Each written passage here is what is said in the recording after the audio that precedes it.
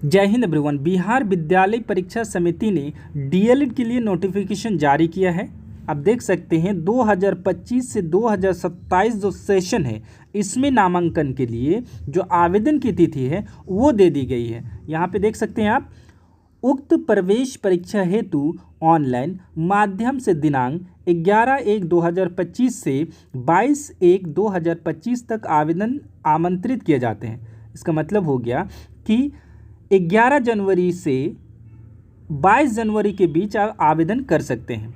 ठीक है, आवेदन की तिथि यहाँ पे दे दी गई है, आप इसको देख सकते हैं और आवेदन कर सकते हैं। तो चलिए हम लोग इसको डिटेल से समझने की कोशिश करते हैं कि अगर आप डीएलएड करना चाहते हैं तो इसकी क्वालिफ़िकेशन क्या है, एज लिमिट क्या है, ठीक है, सब्जेक्टिव है, ऑब्जेक्टिव है, ठीक है, कितना क्वेश्चन पूछा जाएगा, कितने घंटे की एग्ज़ाम होगी, ठीक है, इसमें फ़ी क्या है, सारी चीज़ को हम लोग यहाँ पे डिटेल से डिस्कस कर लेंगे।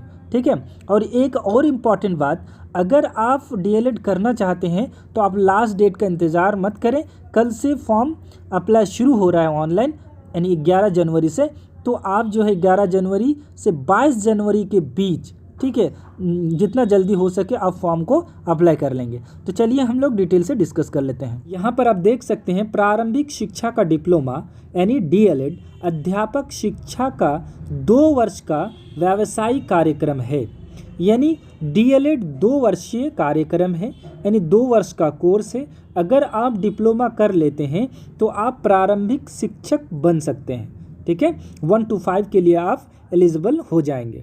ठीक है, अब हम लोग डिस्कस कर लेते हैं क्वालिफ़िकेशन के बारे में, योग्यता के बारे में, कि अगर आप डीएलएड करना चाहते हैं तो क्या क्वालिफ़िकेशन रिक्वायरमेंट है। ठीक है, यहाँ पे लिखा हुआ है उच्च माध्यमिक +2 अथवा उसके समकक्ष परीक्षा में कम से कम 50% अंकों वाले उम्मीदवार डीएलएड पाठ्यक्रम में प्रवेश के लिए पात्र हैं।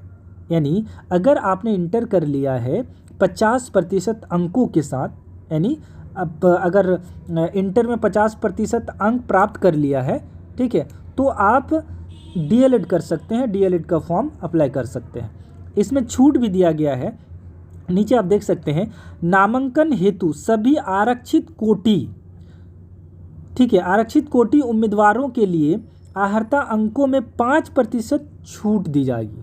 ठीक है, यानी अगर रिजर्व कोटि के हैं तो उसमें 5% की छूट दी जाएगी।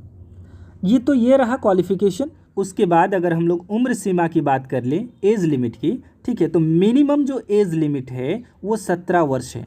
यानी कम से कम आपकी जो उम्र है, यानी एज है, वो 17 साल होना चाहिए। 17 साल से कम नहीं होना चाहिए, 17 साल से एबव होना चाहिए, तभी आप आवेदन कर सकते हैं। ठीक है, यहाँ पे जो मैक्सिमम लिमिट है, एज लिमिट, वो दिया नहीं गया है, मिनिमम दिया गया है। यानी कम से कम आपका जो एज है वो 17 साल होना चाहिए, तभी आप आवेदन कर सकते हैं। जनवरी तक यहाँ दिया गया है, 1 जनवरी 2025 तक आपकी एज 17 साल होनी चाहिए। ठीक है, तभी आप आवेदन कर सकते हैं। उसके बाद ये सब देख सकते हैं, एडमिशन प्रोसेस होगा, मेरिट के आधार पर आपका क्या होगा, एडमिशन होगा, प्राइवेट कॉलेज और गवर्नमेंट कॉलेज में होगा। उसके बाद आप यहाँ देख सकते हैं आरक्षण कोटि के लिए भी स्पेशल दिया जाएगा। इसमें 2 तरह का आरक्षण दिया जाता है, वर्टिकल रिजर्वेशन और हॉरिजेंटल रिजर्वेशन। ठीक है, नीचे अगर हम लोग डिस्कस करें प्रवेश परीक्षा, एंट्रेंस टेस्ट की अगर बात करें, प्रवेश परीक्षा ऑनलाइन माध्यम यानी कंप्यूटर बेस्ड होगा, यानी ऑफलाइन नहीं होगा, कंप्यूटर बेस्ड होगा, कंप्यूटर में एग्ज़ाम होगी आपका ऑनलाइन। ठीक है, और ये ऑब्जेक्टिव 120 प्रश्न होगा। इसमें कितना प्रश्न होगा, 120 प्रश्न होंगे, क्वेश्चन होंगे। ठीक है, और ये ऑब्जेक्टिव होगा। ठीक है, उसके बाद अगर टाइमिंग की बात करें, ड्यूरेशन, तो टाइमिंग इसमें दिया गया है 150 मिनट। 150 मिनट अर्थात 2 घंटा 30 मिनट का समय आपको दिया जाएगा। ठीक है, अब अगर इसमें क्या क्या पूछा जाएगा, जो सिलेबस है उसमें अगर हम लोग डिस्कस कर लें, देख सकते हैं सामान्य हिंदी, जनरल हिंदी या उर्दू 25 क्वेश्चन होगा। इसमें 25 क्वेश्चन में 25 मार्क्स होगा। ठीक, उसके बाद गणित, मैथमेटिक्स 25, विज्ञान साइंस 20। ठीक है, उसके बाद सामान्य अध्ययन, सोशल स्टडीज़ क्या होगा, 20।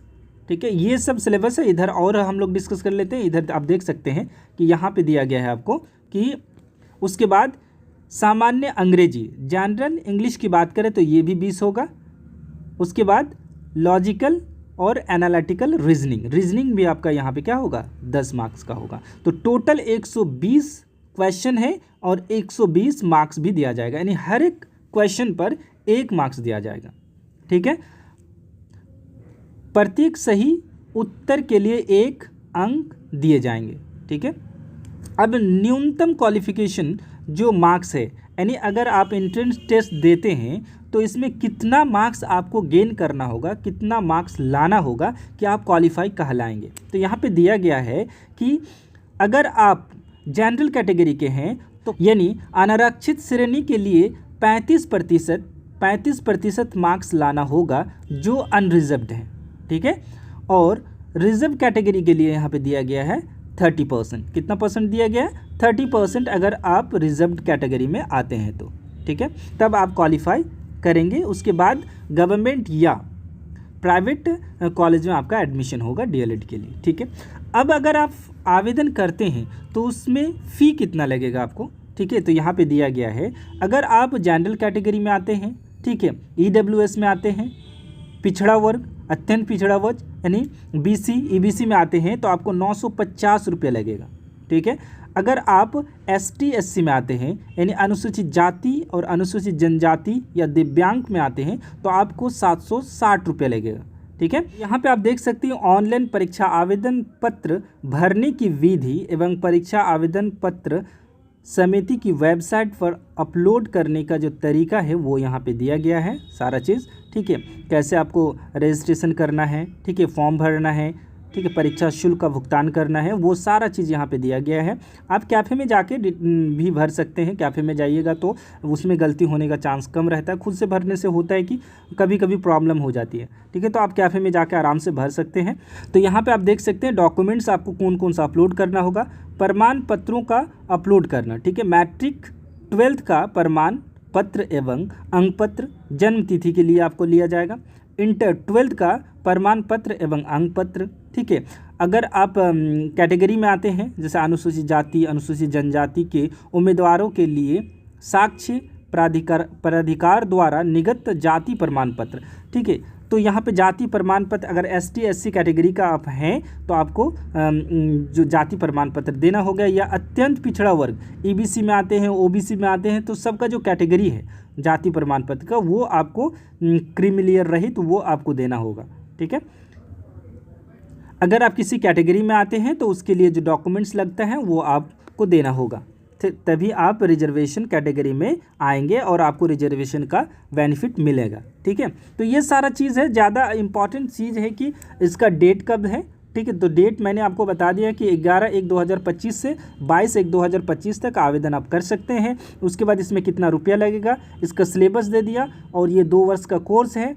टाइमिंग मैंने आपको बता दिया कि 2.5 घंटा का होता है और इसमें 120 प्रश्न होते हैं। उसका सिलेबस भी मैंने आपको बता दिया। तो आप ये चीज़ जाके सबसे पहले फॉर्म भरें, उसके बाद जो है सिलेबस को देखें, और सिलेबस को देखकर आपको जो है डिटेल से पढ़ना चाहिए, क्योंकि अगर आप अच्छा मार्क्स लाते हैं तो आप गवर्नमेंट कॉलेज प्राप्त कर सकते हैं, और गवर्नमेंट कॉलेज में बहुत कम फीस लगता है और उससे आपका जो है डीएलएड आसानी से हो जाएगा। लेकिन इसमें क्या है कि आपको रेगुलर क्लास भी करना होगा।